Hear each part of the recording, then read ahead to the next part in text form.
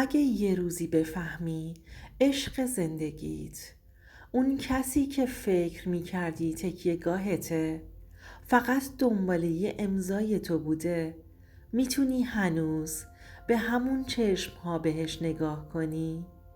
من نگاش کردم، با همون چشمهایی که یه روز پر از خجالت بودن، اما حالا حتی از منم نمی ترسیدن. بعد از اون تماس شبونه انگار یه چیزی توی وجودم خاموش شد. نه داد زدم، نه سوال کردم، نه حتی بغض. فقط ساکت موندم. چند روز فقط نگاش می کردم.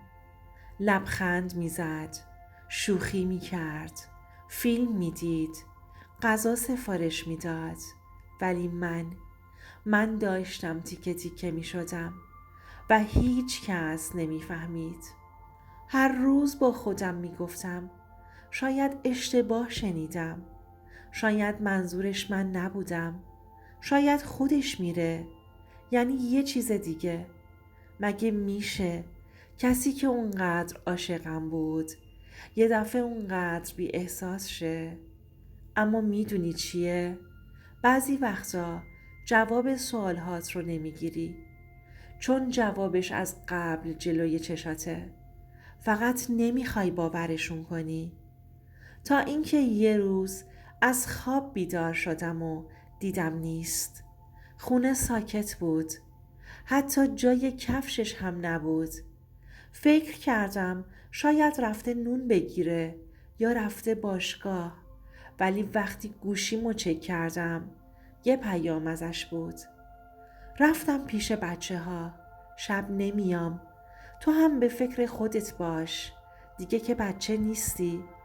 اون لحظه دلم ریخت، نه به خاطر رفتنش، نه به خاطر شب نیومدنش، به خاطر اون یه جمله: دیگه بچه نیستی. این یعنی دیگه مسئولیتی حس نمی کرد. یعنی دیگه خودش رو شریک زندگی من نمی دونست. یعنی دیگه مایی وجود نداشت، فقط تو و من. یاد اون روزی افتادم که با هم تمرین می کردیم برای مصاحبه اقامتش. با ذوق می پرسید: لیلا بپرس چیا دوست دارم بخورم، باید حفظ باشم. عکس هامبورگ رو بیار که بگیم با هم سفر رفتیم. من با عشق کمکش می کردم. باور کن، با جون و دل.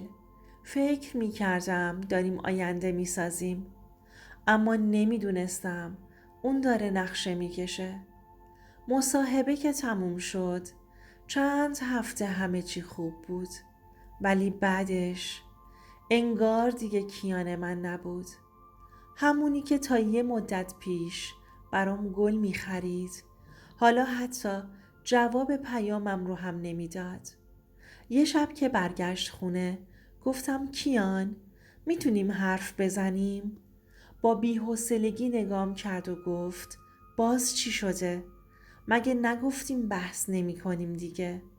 من اما خسته بودم، خسته از تظاهر، خسته از اینکه وانمود کنم چیزی نمیدونم. گفتم اون شب، اون تماس، من همه چی رو شنیدم.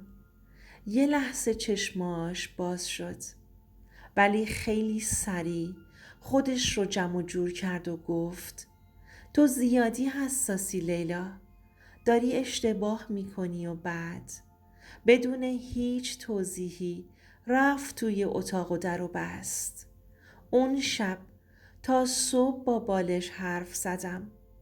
به صدای نفس کشیدنش پشت در گوش دادم و اشک ریختم. حلقه توی انگشتم سنگین تر از همیشه بود. انگار هر ثانیه داشت بهم میگفت تو فقط یه امضا بودی. همه خاطراتمون یه دفعه مثل فیلم از جلوی چشمم رد شد. دستایی که تو خیابون توی دستم بود، شونه‌ای که وقتی گریه می کردم تکیه‌گاهم می شد، و حالا یه مرد غریبه توی خونم بود که فقط قیافش آشنا بود. تو اون لحظه فهمیدم قیمت یه امضا میتونه یه قلب شکسته باشه. بعضیا باهات میمونن، نه به خاطر تو، بلکه به خاطر چیزی که داری.